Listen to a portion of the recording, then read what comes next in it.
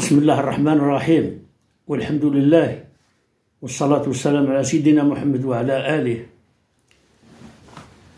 Ce soir, je voudrais m'exprimer en langue française pour développer un sujet de l'émir Abdelkader. Je ne suis pas venu faire du folklore. Si je porte ces habits aujourd'hui, ce sont des habits que portaient mon père, mon grand-père et mes ancêtres, qui n'étaient pas des Gaulois, puisque mon arrière-arrière-grand-père s'appelait Mohamed, et mon arrière-grand-père s'appelait Ibrahim, et mon grand-père s'appelait Mohamed, et mon père s'appelait Ibrahim. Donc, ils n'étaient pas des Gaulois, comme me l'ont enseigné des professeurs français durant l'occupation. Je porte mes habits ancestraux parce qu'ils reflètent la personnalité algérienne, et d'autres personnalités beaucoup plus importantes l'ont porté. Il y a celui-là. Peut-être beaucoup d'Algériens connaissent cette personnalité-là. Il s'agit du commandant de la LN, Safi Boudissa, qui est devenu, après l'indépendance, ministre du Travail et des Affaires sociales. Cet homme a consacré sa vie pour l'indépendance de l'Algérie. Voilà, je l'imite. Il porte les vêtements de la personnalité algérienne. Allah yarhamou. Il est décédé il y a environ 2 ans. Je vais vous montrer une autre personnalité qui est beaucoup plus importante. Il s'agit du sultan de l'Algérie en 1832. C'est l'émir Abdelkader. Il a choisi d'être appelé émir pour éviter le nom de sultan ou de roi. Il a gouverné l'Algérie pendant plus de 17 ans. Il a mené une guerre frontale avec l'occupation, avec l'armée d'occupation française. Ces personnes-là portent des habits de type traditionnel algérien. Voilà. Revenons au but de cette vidéo. Le 16 octobre 1839, Ahmed El-Mokrani, qui était reconnu par la France khalifa de la Médjana, avait autorisé le général Vallée, accompagné du duc d'Orléans, le fils du roi de France, bien sûr. Il les a autorisés à traverser les portes de fer à Buira. C'était pour contrer l'influence de M. Abdeslam El-Mokrani, bien sûr, son cousin, qui était khalifa de l'émir Abdelkader de la Médjana. Et la traversée de ce territoire a été en violation du traité de la Tafna signé le 30 mai 1837 entre, d'une part, le sultan d'Algérie, l'émir Abdelkader, et le général représentant le gouvernement français, le général Bugeaud. Général Bugeaud. Donc, après cette période, après cette violation du traité de la Tafna, à Taza, qui était à l'époque la capitale de guerre de l'émir, a eu lieu un conseil de guerre très important, parce que tous les khalifas, bien entendu du territoire algérien, même le khalifa de Béchar, c'est Abdelbaki, a assisté à la réunion. Tous les khalifas, je dis bien tous les khalifas, ainsi que le khalifa de la garde rouge, de la cavalerie rouge, le khalifa Bengarma. l'émir Abdelkader a présidé la réunion, un conseil de guerre, à Taza, bien sûr, qui est devenu par la suite Borj l'émir Abdelkader actuellement,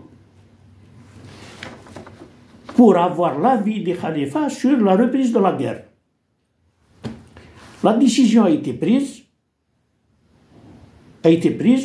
après la réunion qui a eu lieu pendant cette période,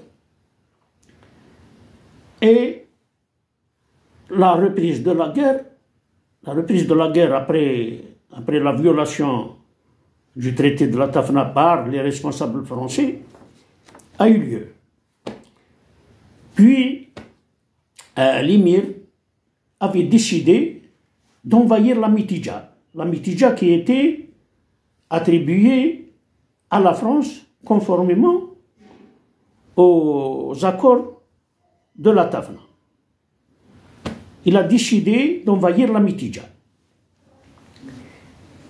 Il a donné ordre au khalifa de Tizi Ouzou de venir se placer à Boudouaou, côté est de la Mitidja. Il a donné ordre au khalifa Mohamed Ben Allal de se placer à côté de Hadjoud, Marango, c'est-à-dire le côté ouest, et le khalifa Si Mohamed Ben Issa à Blida, le côté sud de la Mitidja. Puis l'émir se trouvait sur les hauteurs de Blida, juste au-dessus de Blida, et c'est lui-même qui dirigeait les opérations. Lorsqu'il avait donné l'ordre de feu, l'ordre d'envahir la Mitidja, alors les colons, les unités cantonnées dans la Mitidja, plusieurs unités de l'armée française qui étaient cantonnées dans la Mitidja, ont pris la fuite en direction d'Alger. Des militaires de l'émir, l'armée de l'émir, a incendié les fermes des colons, toutes les fermes qui étaient du côté de Hadjout, Ouadr Alig, Birtouta, Bunan, dans la région de la Mitidja, ont été incendiées. Les colons ont pris la fuite, ils ont abandonné leurs biens, leur bétail et leurs chevaux. Et bien sûr, les chevaux ont été saisis, les chevaux et le bétail ont été saisis, les fermes et le foin et la paille ont été incendiés, et même le gouverneur général qui habitait à Bir Mondraïs, dans la banlieue d'Alger, a pris la fuite avec ses enfants pour se réfugier dans une caserne au port d'Alger, dans l'amirauté. Pardon. Alors, au cours de la bataille, enfin, une unité qui était cantonnée du côté de Berraqi, Sidi Moussaf, dans les environs, a essayé de résister à l'armée de l'émir. Ils se sont affrontés, puis le cheval de l'émir a été tué. L'émir n'a pas été touché, il n'a pas été blessé. Il marchait au milieu de l'armée française sans être inquiété. Son épée à la main, il marchait entre les militaires de l'armée française, et tous ont cru qu'ils avaient affaire à un caïd qui était avec eux.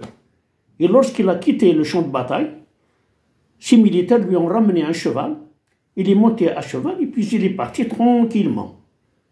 Il avait une protection divine. Puis lorsqu'il est parti, ils se sont rendus compte, il y avait un colonel qui discutait avec un général, ils se sont rendus compte que c'est la personnalité qui était à côté d'eux, habillé en burnous avec des guêtres rouges et une tenue rouge, parce qu'il portait la tenue de la cavalerie rouge, un gilet rouge. Ils ont su que c'était l'émir en personne qui était à côté d'eux. Voilà la reprise de la guerre en 1939, après la violation des accords de la Tafna par le général Vallée, qui était gouverneur général, bien sûr, qui était gouverneur général, accompagné du fils du prince, le fils du roi de France, le duc d'Orléans, à son décès accidentel en France. Ils ont débaptisé Al-Asnab, la ville de l'Asnab qui est actuellement Chlef, Ils ont débaptisé la ville pour lui donner le nom de ce prince qui est Orléans. Orléans, bien sûr, ils l'ont appelé Orléans-Ville. Voilà ce que j'ai à vous dire ce soir. Bonsoir et à bientôt.